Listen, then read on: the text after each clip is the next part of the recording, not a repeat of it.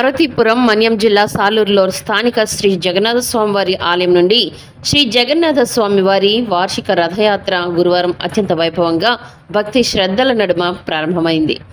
రథయాత్ర ప్రారంభానికి ముందు సాలూరు జమీందారు విక్రమచంద్ర సన్యాసిరాజు అలియాస్ యువరాజు స్వామివారికి తొలి పూజలు నిర్వహించారు. అనంతరం శ్రీ జగన్నాథ స్వామివారు, సుభద్రాదేవి, బలభద్ర స్వామివార్ల ఉత్సవ విగ్రహాలను ప్రత్యేకంగా అలంకరించిన రథంపై కొలువుదీర్చి స్థానిక శ్రీ జగన్నాథ స్వామి ఆలయం నుండి కోట వీధిలోని గుండీచా మండపం వరకు రథోత్సవాన్ని ఘనంగా నిర్వహించారు. రథయాత్రలో వందలాది మంది భక్తులు పాల్గొని జై జగన్నాథ నినాదాలతో స్వామివారిని దర్శించుకుని ప్రత్యేక పూజలు నిర్వహించారు. మంగళ వాయిద్యాలు, భజనలు, భక్తుల జయ జయ ధ్వానాల మధ్య రథయాత్ర ఆధ్యాత్మిక శోభను సంతరించుకుంది.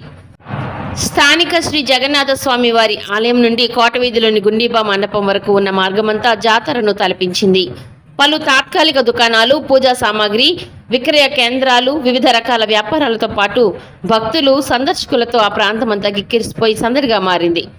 రథయాత్రలో భాగంగా స్వామివారు గుండీబా మండపంలో 9 రోజుల పాటు భక్తులకు దర్శనం ఇవ్వనుండగా ఈ ఉత్సవాలు జూలై 25 వరకు కొనసాగనున్నాయి.